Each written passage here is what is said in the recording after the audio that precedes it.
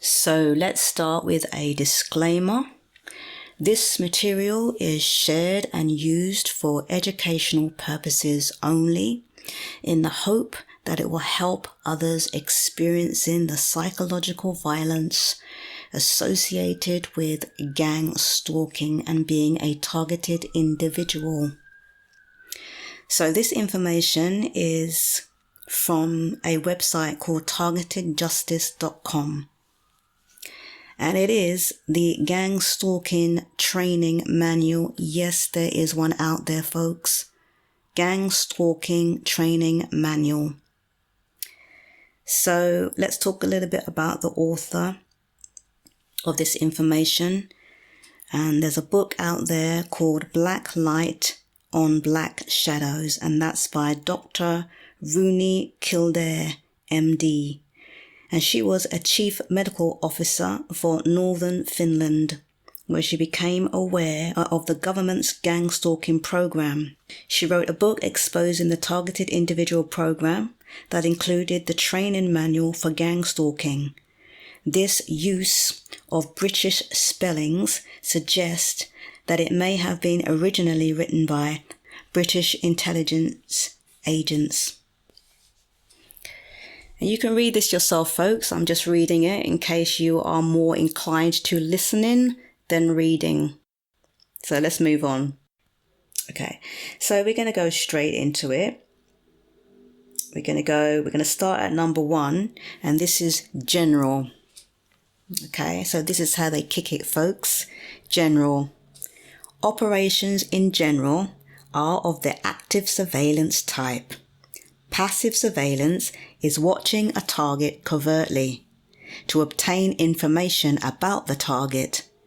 Active surveillance can include information gathering, but it also includes the agent making the target aware they are under surveillance. Beyond active surveillance, agents perform acts to keep the target uncomfortable around the clock.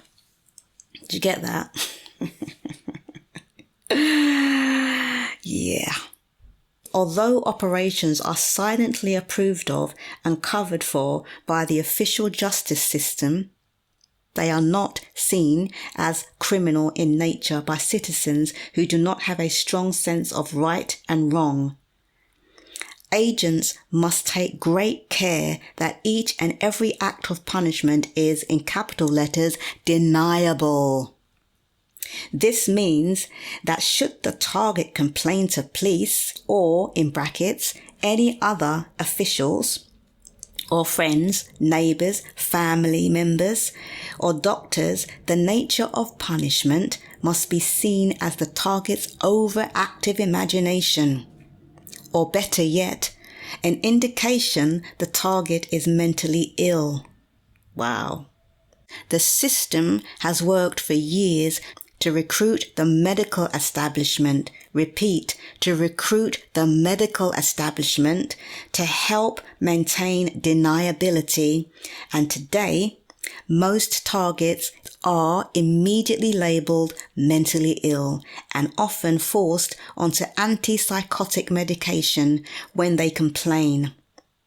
But their agents must still do their part skillfully, in brackets, to perform acts of punishment so that almost anyone the target complains to will deny a crime against the target has taken place. As an agent, you will be trained in how to do this. So this is basically the training manual that the agents go through. Okay, so moving on to the next paragraph. The system has been blessed, you hear that? Blessed with advanced technology which enables heavy punishment at times the target is in their home, silently through walls, and this is very deniable. Agents must pass their initial training and demonstrate a high level of commitment to maintain community safety and the ability to operate deniability. before they will be considered for advanced electronic punishment training. Electronic punishment training is beyond the scope of this manual. The organisation is very fortunate in that we have been able to recruit top specialists to back up field operations people. Psychologists are the key to finding ways to maximize feelings of stress and hopelessness in the target, and degrading the target's health from many individual minor invasive punishment acts. Wow. Technicians in all fields, telecommunications, electric power, building electrical and alarm systems, and utility employees in all fields use their positions to inflict many absolutely normal-looking problems on targets on an ongoing basis. And of course, the services of many skilled locksmiths are invaluable to this. As a community-based agent, CBA in brackets, you will have the privilege, let me repeat that, privilege of working with a team capable of delivering better justice than the official system. Right, so that was just a general outlook on how they're trained, and then we're going to move on to number 2, surveillance. Surveillance is the foundation of all operations. Both community-based agent, CBA in brackets, visual surveillance and advanced electronic surveillance are used. This chapter will cover only local agents' visual surveillance. Your local lead agent will schedule surveillance watches for each target in that community. Every target will have at least one CBA. Oh, how lucky we are. Every target will have at least one CBA watching them at all times, even while at home and asleep. Each CBA surveillance team will be given a cell phone number for reporting target actions and movement to the local control center in brackets CC. Actions to be reported include but are not limited to: target turns lights on to start the day. Target uses toilet or shower. Target exits residence. Target drives away. Target arrives at work, or target shops or visits any other establishment or location. Target arrives home. Target eats meal at home or in a restaurant. Target engages in sexual activity. Target turns lights off at the end of the day. Target turns lights on in the middle of the night. Target travels out of town.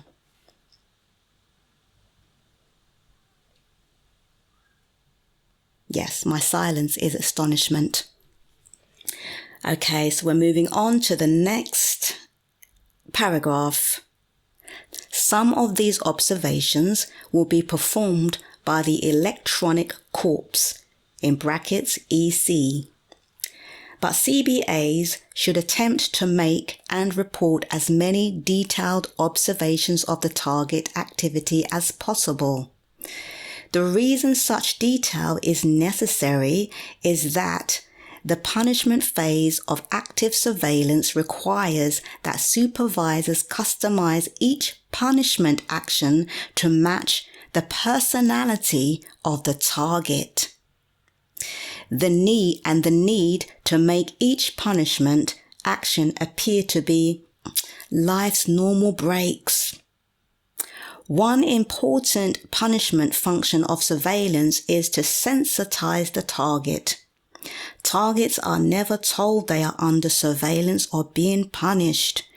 Instead, close active surveillance and other activities happening far too frequently to be written off as life's normal breaks will eventually cause the target to realize they are under surveillance and punishment.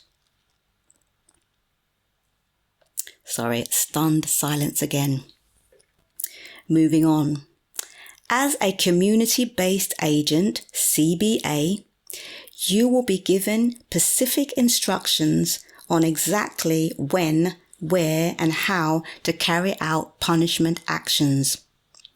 As long as you carry out punishment instructions exactly as given, there is no way the target will be believed if they complain, and you will not be exposed to risk of action by law enforcement.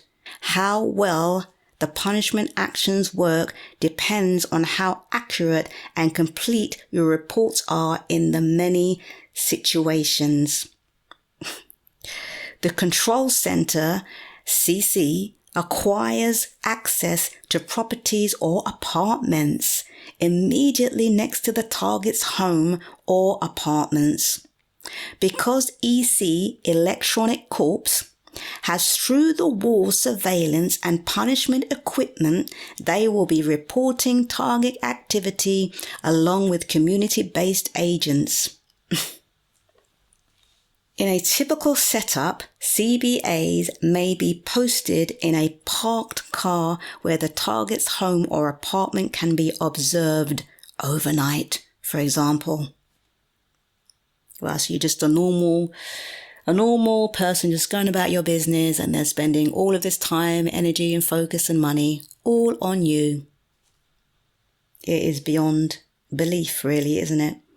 So let's move on. Let's not give it that much energy. This is just for information purposes only, for educational purposes only. So I'm just giving you the facts, folks, just so you know you're not going crazy. So moving on to the next paragraph.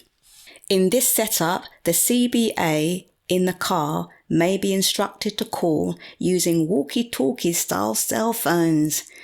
Another CBA in brackets or team waiting or patrolling by car nearby to follow the target, or you may be assigned to follow the target yourself, if you're lucky. You will receive instructions from your local center as to following the target. This is ridiculous. Truly, truly ridiculous. Targets in transit may be either covertly or visibly followed. When in doubt, hang back a bit and contact the center for instructions. So you got to get your little instructions from the center. So you got to contact the center for your instructions, as targets in transit can present many unanticipated situations. Yeah, they're on the move, living their lives, basically. The center will always have the target's position monitored.